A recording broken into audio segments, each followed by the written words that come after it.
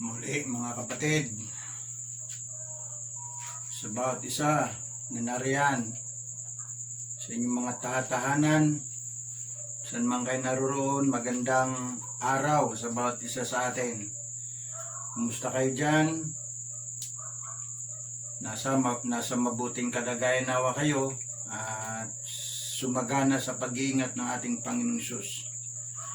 Narito po tayo ngayon sa umagang ito sa pagsamba sa ating Panginoong Jesucristo. At muli Lord, nagpapasalamat kami sapagkat binigyan mo kami ng magandang araw, magandang panahon, at maging sa mga kalakasan ng mga kapatiran, kapayapaan ng buhay at kanilang tahanan. Kaya sa umagang ito, hayaan nyo na magbabahagi ako ng mga salita ng Diyos bilang pagsamba natin sa umagang ito. At hinihingi ko po ang inyong pakikinig. Iwanan nyo muna ang inyong mga trabaho, kung ano man ang inyong pinagkaabalahan dyan sa inyong bahay, sa inyong kinaroroonan. Dahil sa araw na ito ay araw ng pagsamba, kaya narapat lamang na makinig at makapakinig tayo ng salita ng Diyos. Sige po, samahan nyo ako. Sa Aklat ng Roma, Kabanatang 6. Sa wikang Tagalog, sa Aklat ng Roma, Kabanatang 6, sa mga talatang 1 hanggang 2. Ang sabi rito sa wikang Tagalog, ano ngayon ang sasabihin natin? Patuloy ba tayong magkakasala upang sumagana sa atin ang kagandahang loob ng Diyos? Hindi. Tayo'y patay na sa kasalanan, kaya't hindi na tayo dapat mamuhay sa pagkakasala. Tayo'y mananalangin.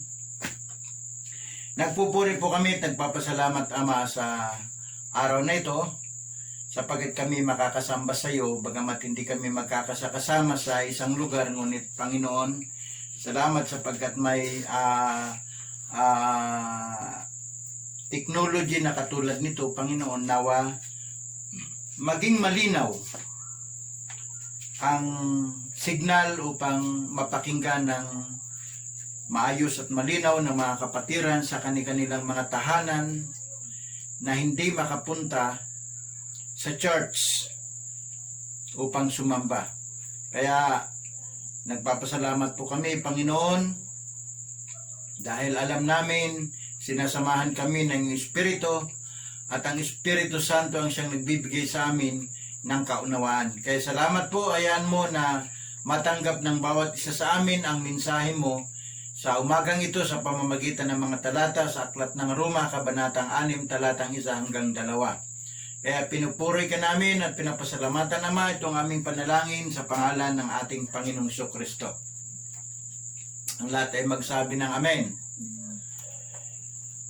Alam niyo po dito sa sulat ni Apostol Pablo sa Aklat ng Roma, meron kasing mga nagsasabing Kristiyano na sila ay tagasunod o mananampalataya ni Kristo. Pero may mga practices pa rin sila, kumbaga may mga lumang pamumuhay pa rin sila na kanilang ginagawa na may tuturing na hindi nakalulugod sa Diyos. No? Kaya ang sulat na ito ay sinabi ni Apostol Pablo doon sa mga Kristiyano sa Roma, na kung saan gumagawa pa rin ng mga hindi nakalulugod sa Diyos, at kung minsan umalimit, binibigyan pa nila ng pangangatwiran ang mga mali nilang ginagawa o yung bang ginagawa nila nung nasa lumang buhay pa sila. So walang pagbabagong buhay ang makakamtan o makikita ang Diyos pag sa kabila ng sinasabing nagbagong buhay nga, may pananampalataya, pero ang mga practices, ang mga ginagawa ay buhay pa rin nila nung luma. So mga pagkakasala o kasalanan itong mga ginagawa pa rin nila.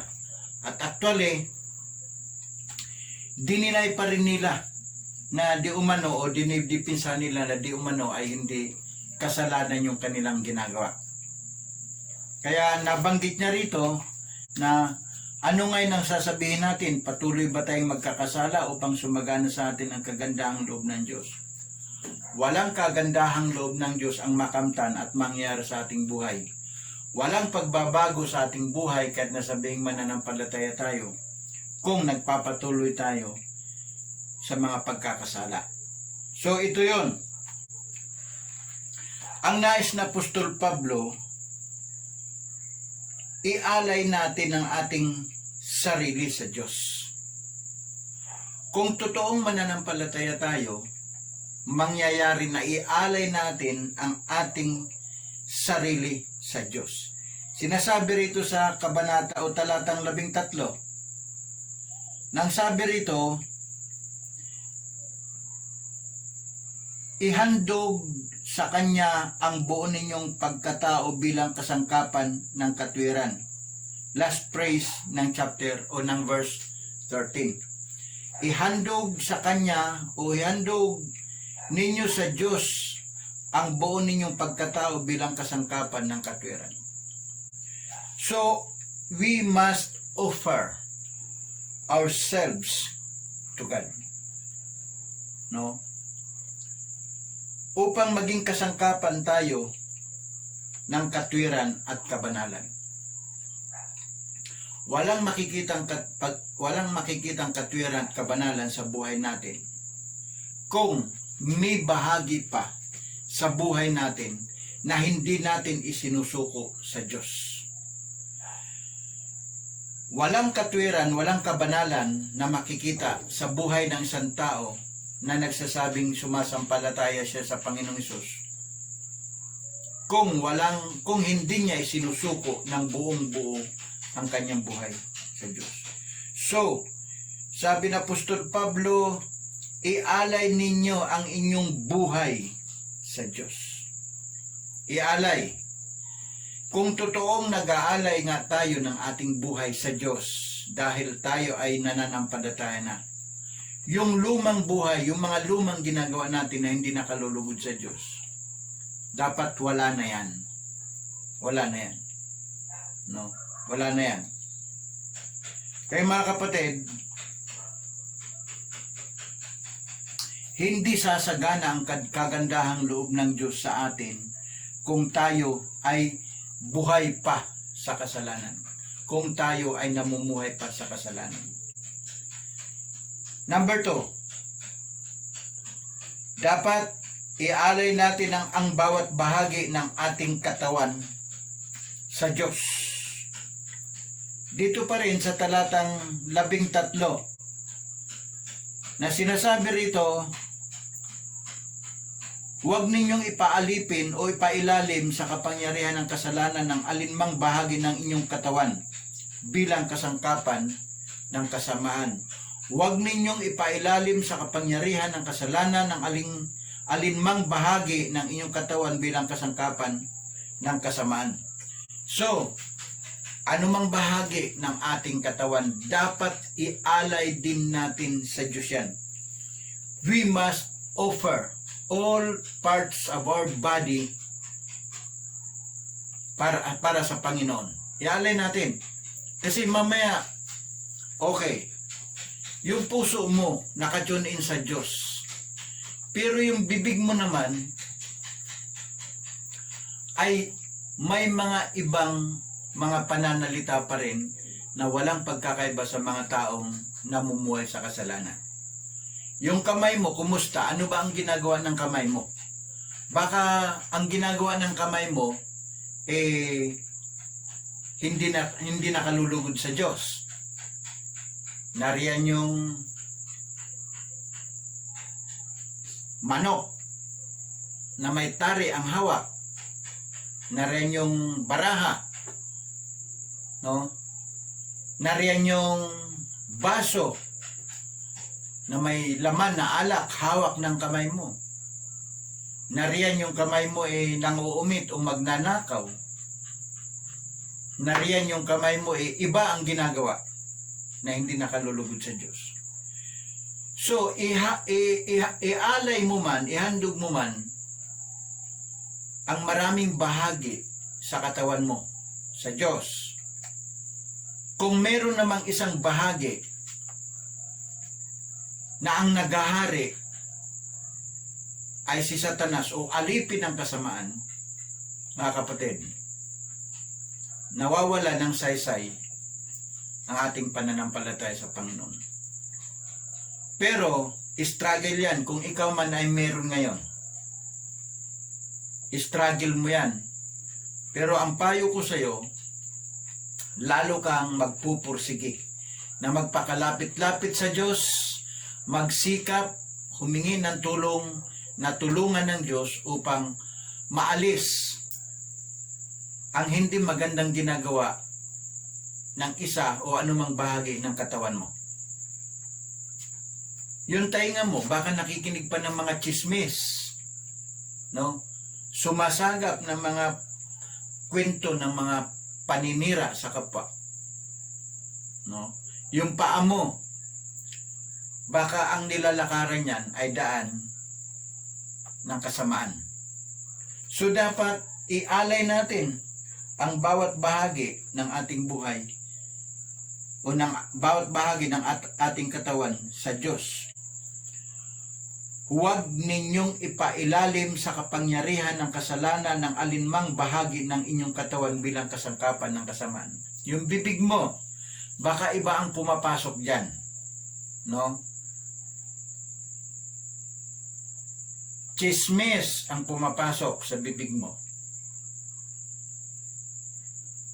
Mga walang humpay na pag-iinom ng alak, gayong nakakasira sa ating kalusugan yan. Walang humpay na paninigarilyo, pinapasok sa bibig natin yan. Gayong nagdudulot ng sakit o karamdaman yan sa ating katawan. So sa madaling salita, may mga bahagi pa rin kayo sa inyong katawan na hindi ninyo isinusuko o iniaalay sa Diyos.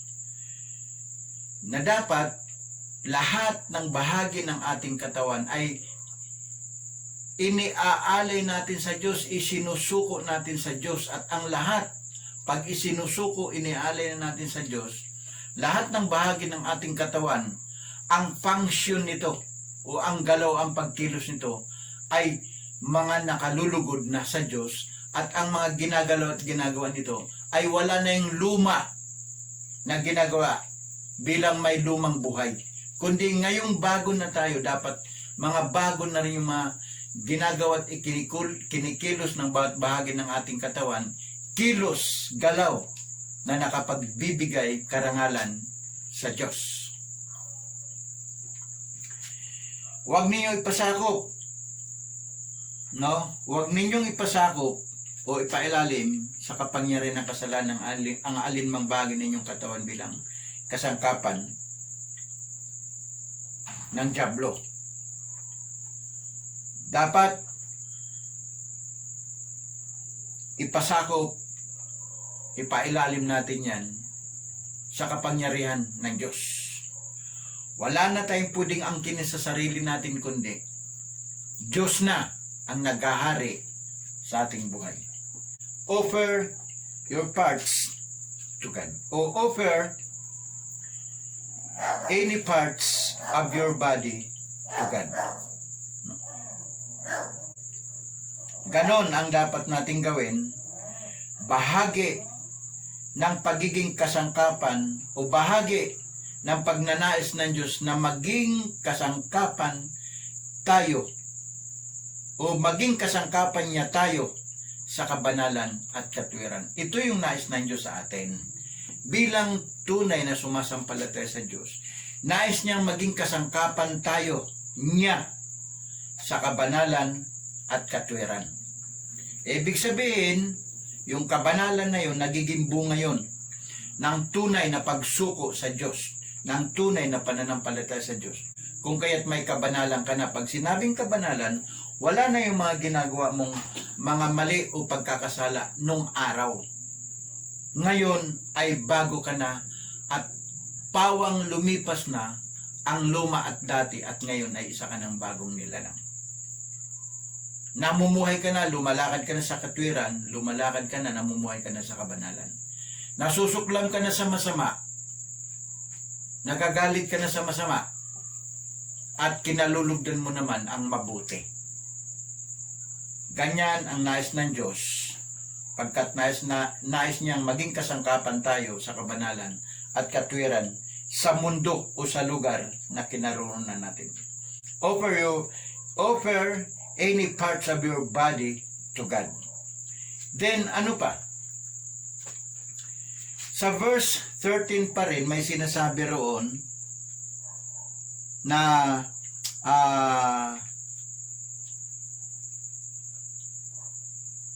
ihandog sa Kanya ang buo ninyong pagkatao bilang kasangkapan ng katwiran. Ihandog ninyo sa Diyos ang inyong buong pagkatao bilang kasangkapan ng katwiran.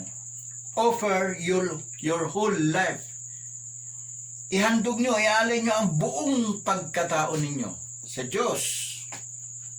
Ito yung nais ng Diyos, sapagkat sabi rito, ang pag-aalay ng ating buong buhay sa Diyos ay isang dakilang pagsunod sa Kanya na kung saan magdadala ito sa atin tungo sa isang buhay na matuwid, kaaya-aya sa Diyos.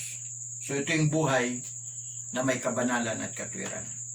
Isang dakilang pagsunod, isang tunay na pagsunod sa Diyos. Ang pag-aalay ng ating sarili, ng bawat bahagi ng ating katawan, pag-aalay ng buong buhay natin sa Diyos, isang dakilang pagsunod natin sa Diyos na magdadala sa atin tungo sa pagiging banal at matuwid.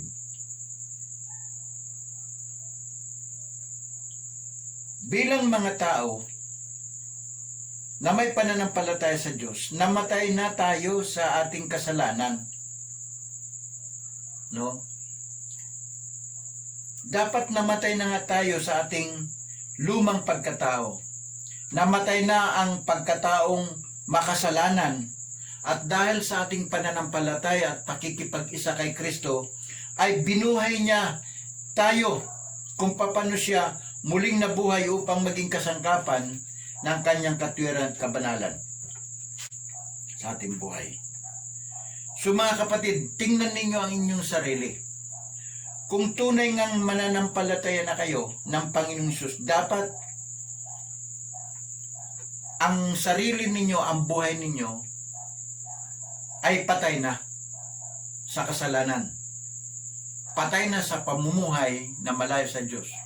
So ibig sabihin, dapat makita mo at gawin mo ngayon sa buhay mo na ikaw ay isa ng bagong nilalang dahil nanampalataya ka na sa Panginoon. Dapat wala na yung mga pagkakasala, mga maling ginagawa natin sa ating buhay. Dahil hindi ito nakalulugod sa Diyos, yung ating pananampalataya na iniukol natin sa Panginoon, nagiging walang saysay yan. Nagiging walang kabuluhan yan. Dahil sabi nga sa salita ng Diyos sa kautusan, pag meron ka, bagamat nasunod mo ang siyam at meron kang hindi nasunod na isa, lahat ay nawawalan ng kabuluhan. So dapat magkaroon nawa tayo ng tinatawag na total surrender, total deliverance ng ating buhay, total surrender sa Diyos, nang sa gayon maging kasangkapan niya tayo sa Kanyang katwiran at kabanalan. Magliwanag sa mundo ng kadiliman upang ang mga nasa kadiliman ay maliwanagan natin sa pamamagitan ng liwanag ni Kristo na nasa buhay o nasa buhay natin. Pangwakas, mga kapatid, ang sabi rito, tayo ay pinalaya na mula sa pagkaalipin sa kasalanan. Pagkatapos nating mag-alay ng ating sarili sa Diyos, pinalaya na tayo sa pagkaalipin natin sa kasalanan. Pagkatapos nating manampalataya at ialay ang ating sarili sa Diyos. Then ano pa? Nakalaya tayo sa pagkaalipin sa kasalanan pagkatapos nating ialay ang bawat bahagi ng ating katawan sa Diyos. Kalayaan na hindi pwedeng agawin ninuman sa atin. Ngunit, ang desisyon ay nasa sa iyo pa rin. Kung talagang mahal mo ang ating Panginoong Diyos, kung talagang nais mong makatanggap ng kaligtasan, kung nais mo na ang pananampalataya mo ay ganap, dapat makita mo ang iyong sarili kung ano na ang kalagayan, lalo't higit, nag-alay ka ng iyong sarili, ng bawat bahagi na iyong katawan, maging ang kabuuan ng iyong buhay ay inalay mo sa Diyos. Pag nagkaganon, mangyari ang isang dakilang pagbabago sa buhay mo, at ito yung sinabi ni Apostol Pablo, na tayo ay pinalaya na mula sa pagkaalipin sa kasalanan pagkatapos nating manampalataya sa ating Panginoong Hesus. Then, yung pag-aalay ng bawat bahagi ng ating katawan sa Diyos at yung pag-alay ng ating buhay sa Diyos, no?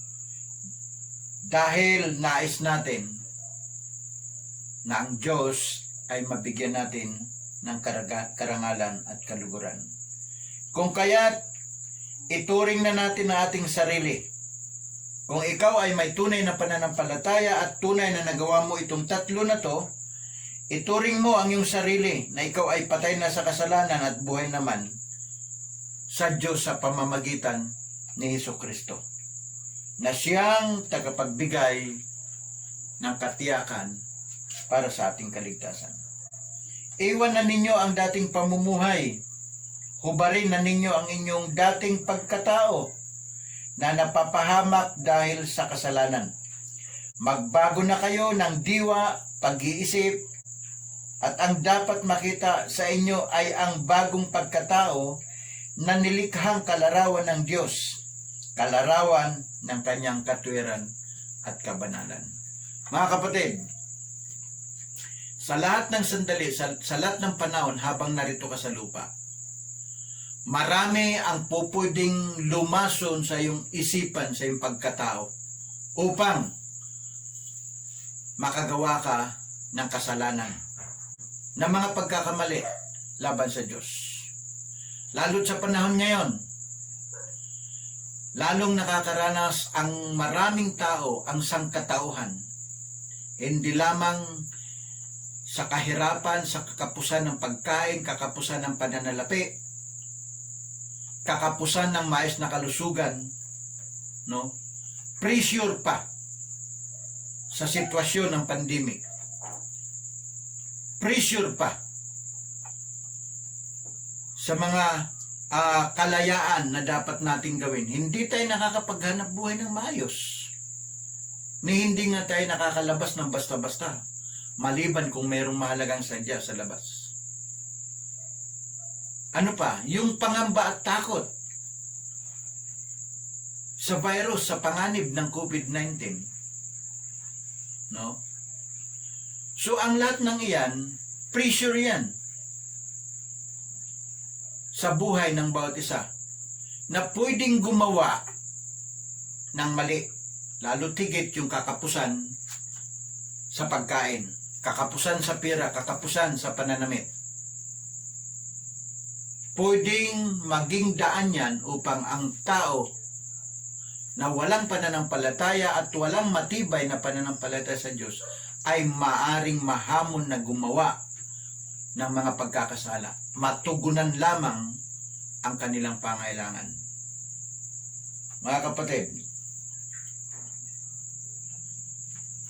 mainam na yung masumpungan ng Diyos na nagsuko tayo, nagtalaga tayo ng ating sarili, ng bawat bahagi ng ating buhay, ng buong buhay natin. Pag nasumpungan at nakita ng Diyos, tandaan natin, siya ang Diyos na nangangako na hindi niya tayo iiwan, hindi niya tayo pababayaan.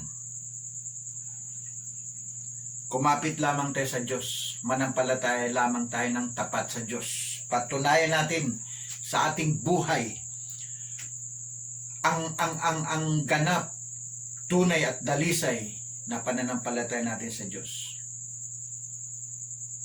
Pag nakita ng Diyos na meron tayong kadalisayan ng pananampalataya, ng pagsuko ng ating buhay, ng pagtalaga ng bawat bahagi ng ating katawan, pag-alay ng ating buong buhay, pagpapalain tayo ng Diyos. Pagpapalain tayo ng Diyos. Kasi sa kabila ng krisis, naroon ang pagsisikap at pagpupursige natin. Na huwag matangay sa anumang kaway ng mundo. Huwag mahumaling sa lumang pagkatao. Hindi lamang tayo pagpapalain materially, financially. Yung pinaka-main objective ng Diyos kung bakit nais niyang manampalataya tayo sa Kanya ay yung kaligtasan natin sa piling ng Diyos. Yung buhay na walang hanggan na magpapatuloy sa piling ng Diyos. Kaya mga kapatid, uulitin ko, iiwan na ninyo ang dating pamumuhay, hubarin na ninyo ang inyong dating pagkatao na napapahamak dahil sa kasalanan. Magbago na kayo ng diwa at pag-iisip, at ang dapat makita sa inyo ay ang bagong pagkatao na nilikhang kalarawan ng Diyos, kalarawan ng kanyang katwiran at kabanalan. So nawa may napulot tayong katotohanan dito mga kapatid. Katotohanan na hindi natin naririnig at nakukuha sa labas, kundi sa pamamagitan ng karunungan ng Diyos na ipinahayag sa atin hango sa kanyang mga salita sa Biblia o sa banal na kasulatan. Kaya matuwa tayo mga kapatid, dahil anuman ang gagawin nating hakbang upang makapagbigay kaluguran sa Diyos, kahit medyo mahirap o mahirap man talaga, sasamahan niya tayo dahil nakikita niya sa ating puso ang pagnanais na mamuhay ng naayon sa kanyang katwiran at kabanalan.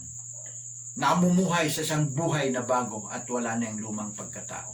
Pagkataong napapahamak dahil sa paggawa ng kasalanan.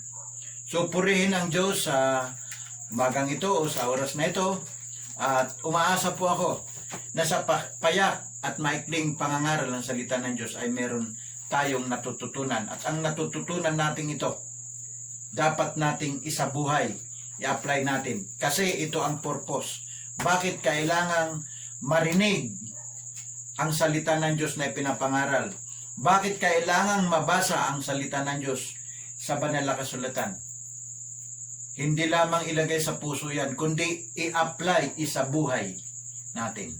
Masumpungan kanawa ng Diyos na merong pananampalatayang tunay at totoo, na hindi kayang sirain, hindi kayang wasakin ng mga hamon, ng mga unos ng buhay. Sige po, salamat sa bawat isa at samahan niyo ako, tayo'y mananalangin. Nagpupuri kami at nagpapasalamat o Diyos sa oras na ito, sapagkat nasamba ka namin sa pamamagitan ng pagbubulay-bulay na yung mga salita, ng pakikinig na yung mga salita. Salamat o Diyos sa katotohanan ng mga salita na hindi mo ito inililihim sa amin. Nagpapatunay lamang na kami ay mahal mo. Lahat ng nakapakinig ng salitang ito, nawa maramdaman nila ang iyong yakap, Panginoon, ang iyong tulong, ang iyong presensya, Panginoon. Palayain mo sila sa pagkaalipin sa bisyo. Palayain mo sila sa pagkaalipin sa kasamaan. palayain mo sila, Panginoon, sa pagkaalipin sa kahirapan. Palayain mo sila, Panginoon, sa gawa ng kaaway. Salamat po sapagkat ang tao ay talaga namang nilikha mo at pag-aari mo. Hindi ito alipin ni Satanas. Panginoon, salamat. Pagpalain mo kami, samahan mo kami sa aming pamumuhay, kasihan mo kami ng Espiritu Santo upang sa gayon may kapangyarihan kaming labanan ng anumang kaway ng mundo, anumang gawa ni Satanas. May kapangyarihan kami na iwanan talikdan ang lumang pagkatao na mapapahamak, bagkus itong pinasok naming bagong buhay dahil sa aming pananampalataya ay maingatan namin, maalagaan at maipagpatuloy pa at mapaunlad pa ang pananampalataya namin. Alang-alang sa pangako mong kaligtasan sa amin na sa sino mang sumampalataya sa iyo ay hindi mapahamak kundi magkaroon ng buhay na walang hanggan. Kaya salamat po sa araw na ito at sa aming pagwawakas. Tanggapin mo ang aming pasasalamat, pagpupuri at pagluluwalhati sa iyo. Samahan kami ng Espiritu Santo, bantayan kami ng iyong mga anghel, kubiran na iyong banal na dugo, at laging sangkapan na iyong karunungan, Panginoon. Salamat po, pagpalain mo mga kapatid ko sa Alas Asin, sa Lucanin. Pagpalain mo ang Passion Driven Church, Panginoon. Pagpalain mo ang lahat ng mga nakapakinig ng mga salita mong ito na ipinapangaral na iyong lingkod. Saan man sila naroroon, sumagana nawa sila sa iyong kagandahan, Panginoon. Salamat po at pinupuri ka namin at pinapasalamatan itong aming panalangin sa pangalan ng ating Panginoong Hesus. Ang lahat ay magsabi ng Amen. Palakpakan nga natin ang ating Diyos. Sige po, at yung ating tithes and offering, muli katulad ng ibinigay kong instruction,